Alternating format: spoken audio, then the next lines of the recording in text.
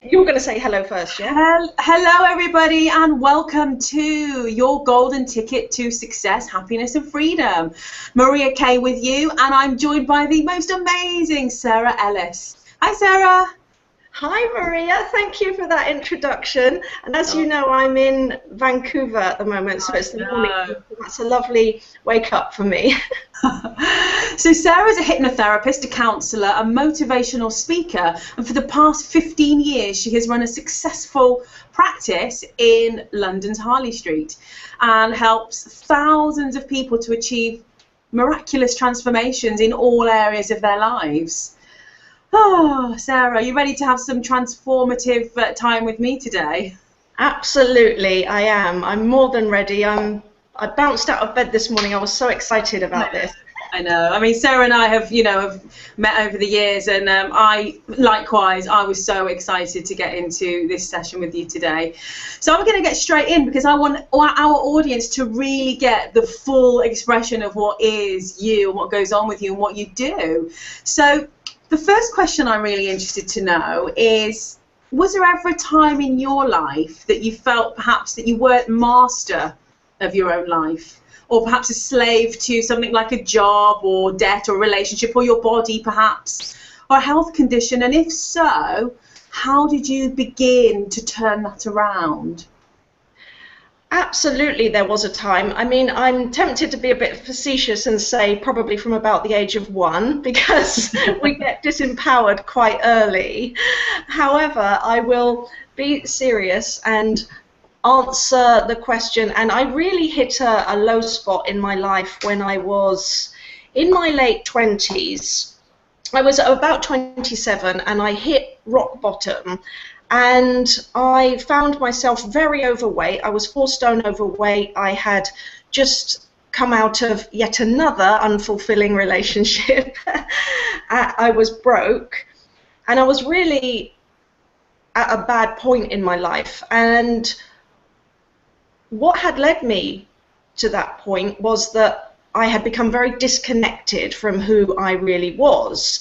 And from an early age, I would say somewhere in my teens, I thought that my body was wrong and that I was wrong, and I thought the way that I could control this and change things was through dieting. So I embarked on must have been about a 13-year journey of dieting, starving, losing weight, and then binging and gaining the weight. I think the term is yo-yo dieting, but I have another term for it. It's actually a living hell and a self-punishment. That's all yo-yo dieting is. So I vacillated between 2 extremes of either starving myself and being skinny and completely miserable, or binge eating, numbing out my feelings and bloating and being really miserable. So it was a lose-lose situation.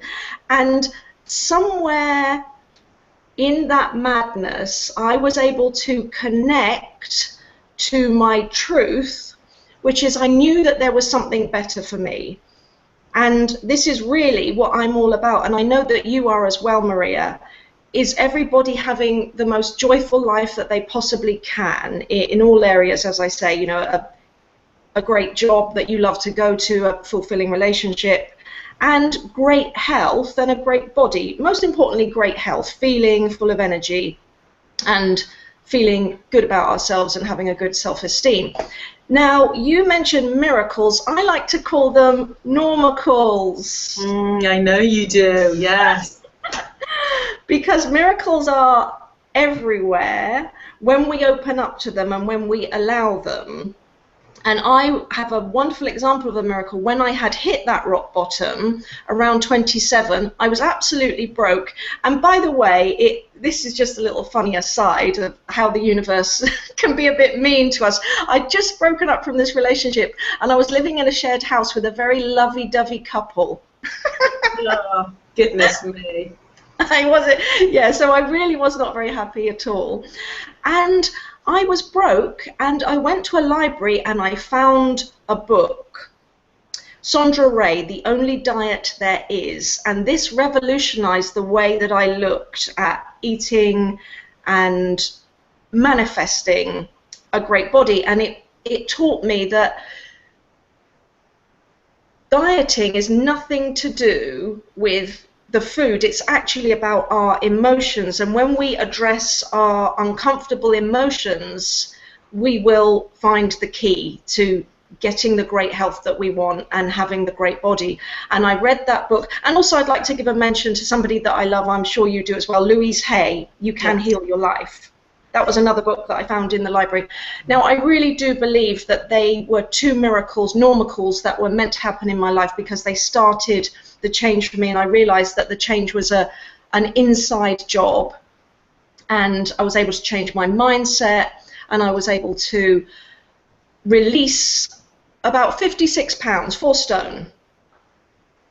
And everything started clicking into place, and that was 20 years ago, and I've never looked back since I discovered that there are 3 pillars to manifesting the body that you want, and they are addressing the emotional reasons that you're eating, your feelings of worthiness, and then of course we have to address the nutrition.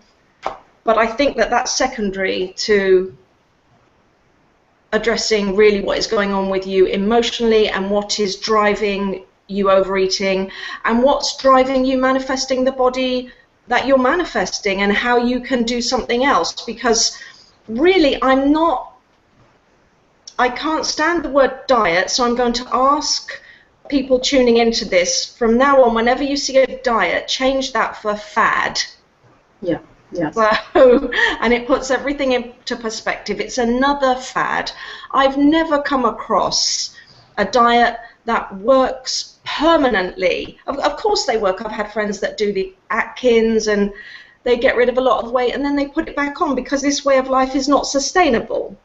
So there you go. That's how my journey began, and I decided that I was going to make it my life's work to help other people achieve the joy and the freedom that I've achieved. Oh, such a powerful story there. Thank you for sharing so openly. And I know that you and I have a lot of similarities in the way we work and what we're passionate about.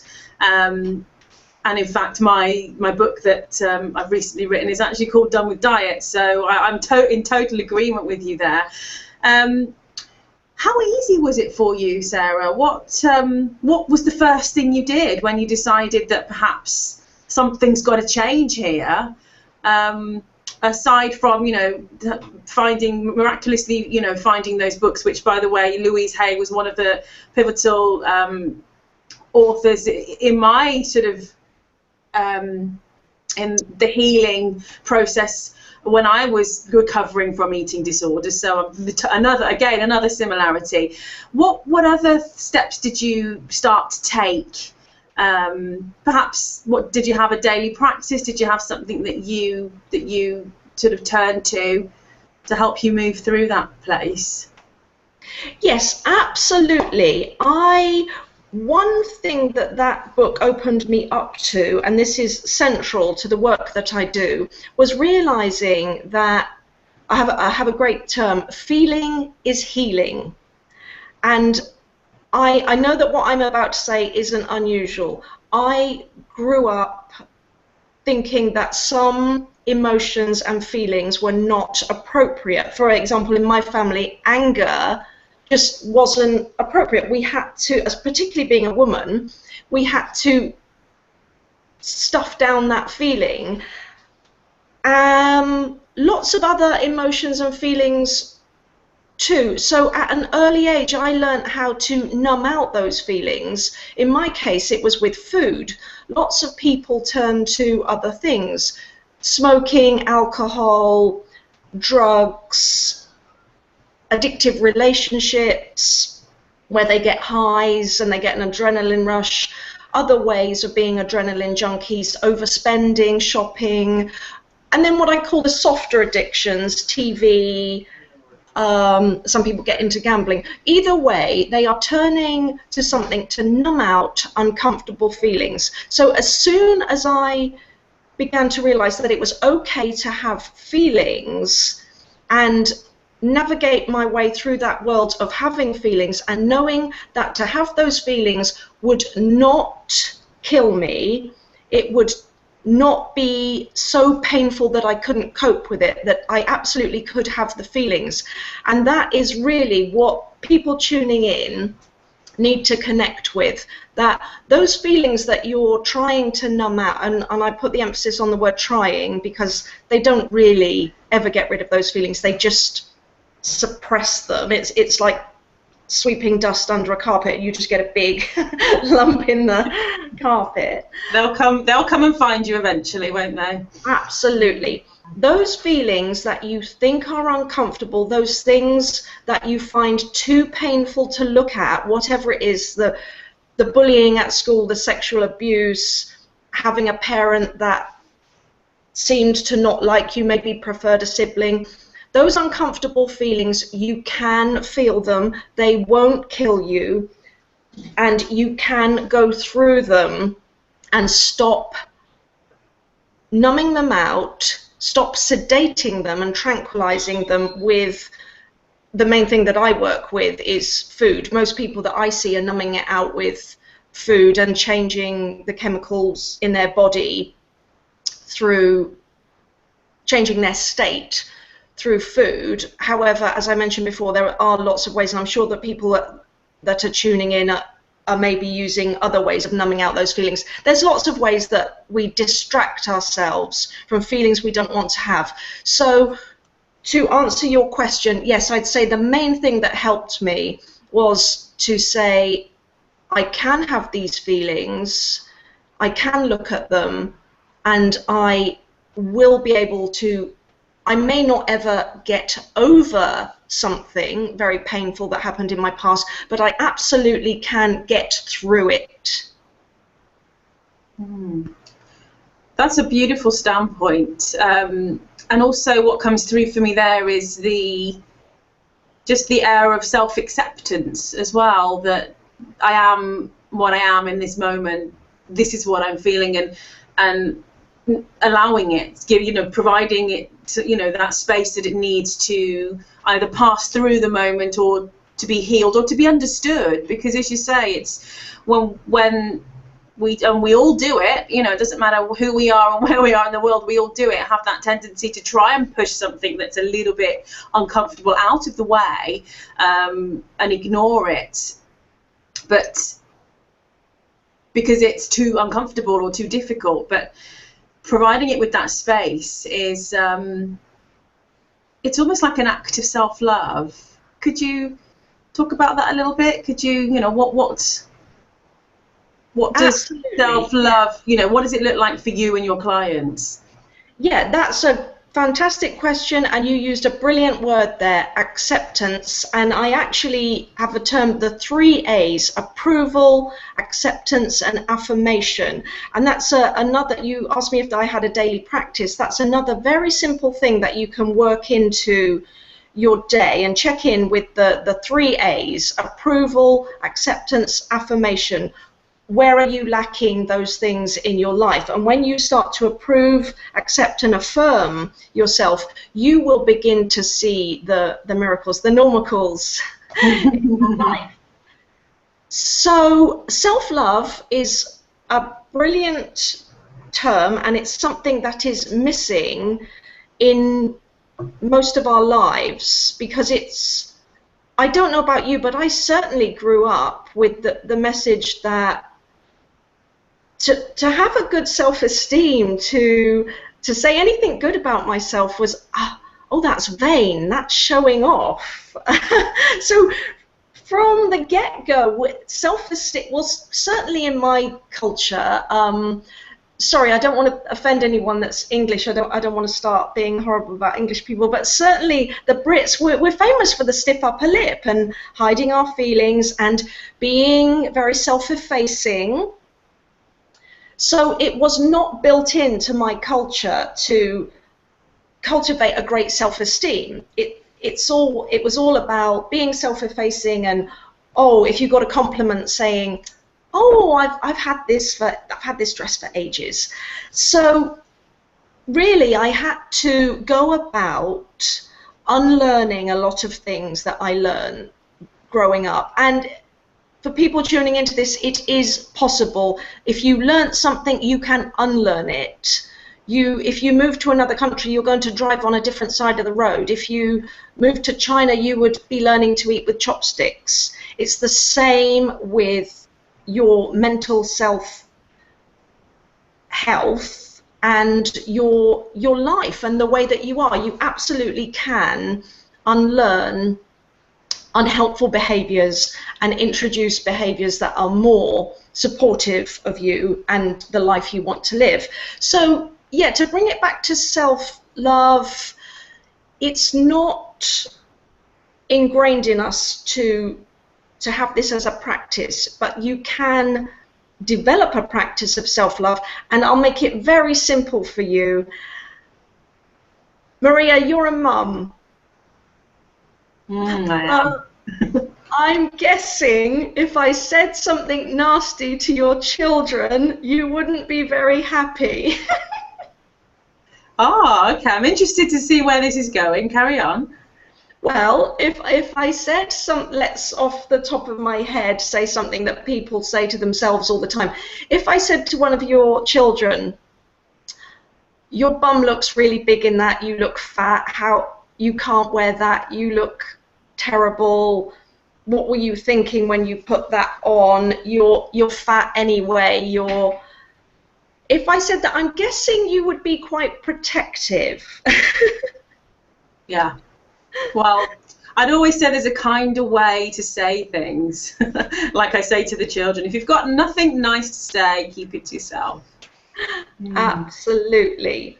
So I have a golden rule, and that is don't say anything to yourself that you wouldn't say to somebody else, a friend or your child. Or in my case, I'm a pet lover. I wouldn't even say it to my dog. I wouldn't even say a bad thing to my dog. And yet we live in a society which supports us saying bad things to ourselves. So as I just said to you, I have friends that say things like, oh, with my big bum,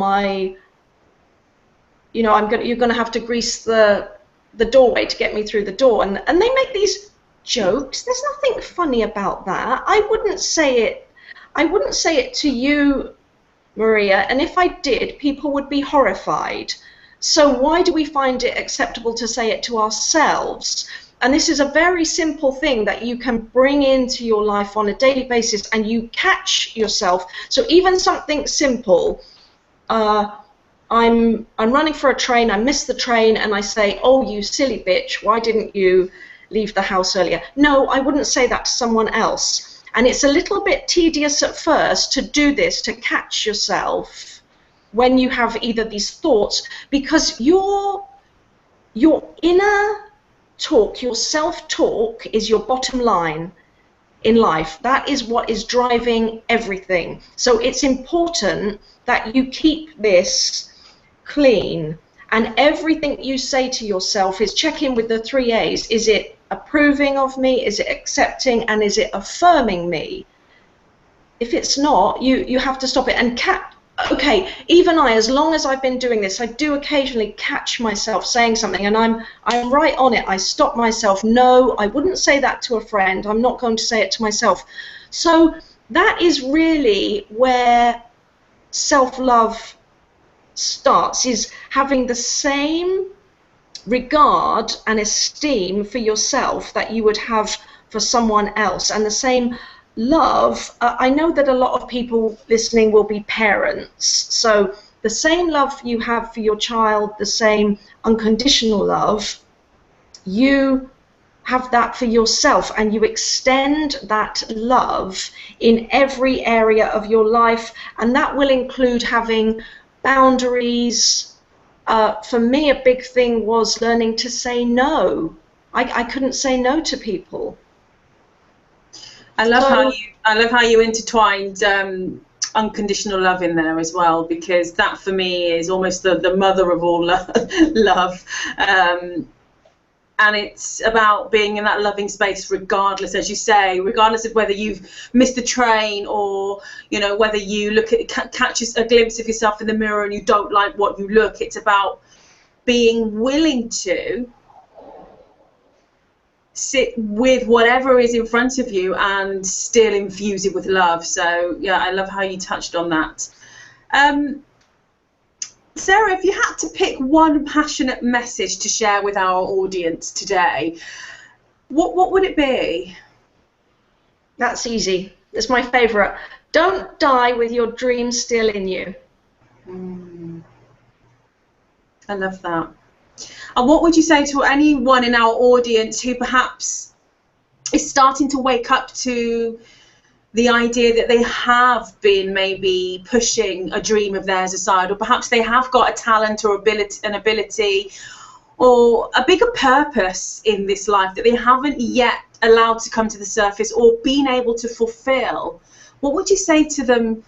How do they begin? Where do they start?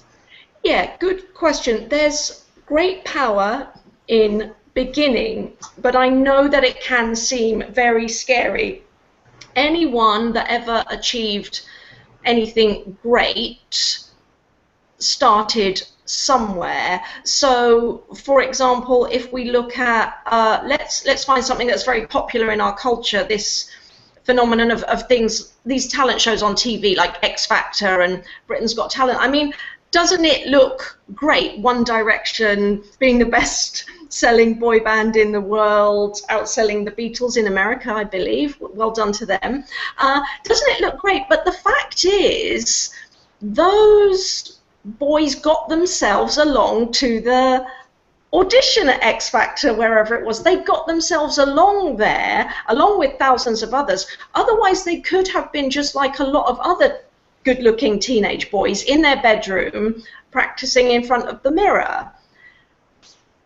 I mean, somebody that I love as an example of that you really can do it and it's never too late is Susan Boyle. Again, I mean, she came through, I think it was Britain's Got Talent. She was in her mid-late 40s, living in some small Scottish village, hiding. Nobody knew about her. She took the steps, she got on Britain's Got Talent, and the rest is history. Again, she's a world superstar with an amazing talent, an amazing voice that really should not have been hidden for all those years. So to bring it back to your question, begin. And I really do believe to end this wonderful interview with you, how we started talking about miracles, or normicals as I like to refer to them, sorry. I really do believe that when you make the decision to start, everything will unfold for you. For me, it was I found a book in a library, and then everything else began to unfold for me. I met somebody that told me about a support group for people that were overeating.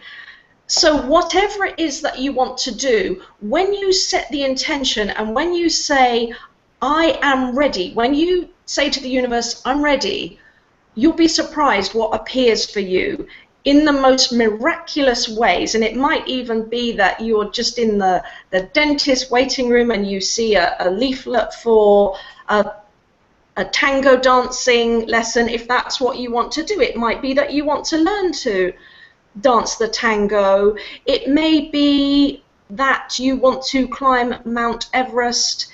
It might be something like you want to manifest your ideal body. One of my clients said to me, it would be my dream to walk into a shop and hold up an item of clothing and say, have you got this in a size 12?